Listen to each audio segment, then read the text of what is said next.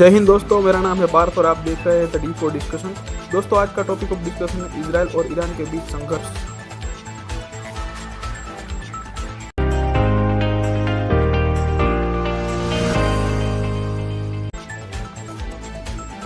दोस्तों, 13 जून को इजराइल ने ऑपरेशन राइजिंग लायन के तहत ईरान पर हमला कर दिया है और ईरान की जो परमाणु संवर्धन क्षमता है उसको निशाना बनाया गया है। इसके अलावा बात करें तो इस हमले के बाद ईरान एनटीबी से बाहर भी हो सकता है, क्योंकि ईरान के ऊपर बहुत सारे प्रतिबंधों की भी बात सामने आ रही है और अमेरिका और ईरान की वार्तालाप पर भी इसका गहरा असर पड़ सकता है। हमले में जो फाइटर जेट थे वो F-35 और उसके साथ साथ ड्रोन और साइबर हमला भी किया गया है, यानी कि उसके रडार और संचार सिस्टम को ही खराब कर दिया गया था। और ये भी बताया जा रहा है कि हमला जो हुआ है वो एकदम सटीक हुआ है और बहुत सारी खुफिया एजेंसी जो है उसकी तरफ से जानकारी प्राप्त हुई है, जिससे इजराइल को इस युद्ध में काफ़ी फायदा मिला है। पहला है S-13, जिसकी दूरी 150 किलोमीटर की होती है, जो अपने 150 किलोमीटर के दायरे में आने वाले सभी टारगेट को गिरा सकता है। दूसरा है बवर, जिसकी रेंज 200 से 250 किलोमीटर की होती है, जिसे ईरान की मजबूत एयर डिफेंस सिस्टम माना जाता है।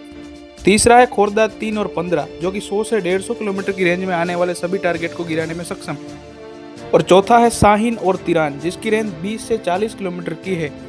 ईरान की इतनी डिफेंस सिस्टम के बावजूद भी हमला इतना सटीक हुआ कि ईरान के कमांडर और परमाणु वैज्ञानिक भी इसमें मारे गए और बदले में ईरान ने कहा है कि वो इस हमले का जवाब देंगे। ईरान और इजराइल के बीच का तनाव जो है वो लंबे समय से चल रहा है।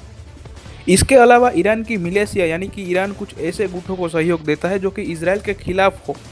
इतना ही नहीं, ईरान जो है वो परमाणु संवर्धन क्षमता भी बढ़ा रहा है, जिस पे IAEA यानी कि इंटरनेशनल एटॉमिक एनर्जी एजेंसी जो है उसने भी कई सारे सवाल जो है वो खड़े किए हैं।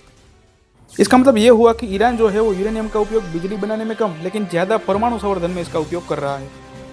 IAEA यानी कि इंटरनेशनल एटॉमिक एनर्जी एजेंसी, जिसकी स्थापना 29 जुलाई 1957 में हुई थी, जिसका मुख्यालय वियना ऑस्ट्रिया में स्थित है।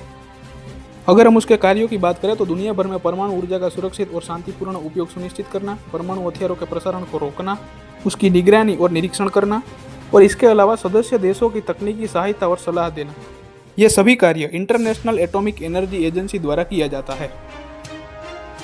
NPT यानी परमाणु अप्रसारण संधि, जो एक अंतर्राष्ट्रीय समझौता है जिसे 1968 में बनाया गया था और 1970 में उसे लागू किया गया था।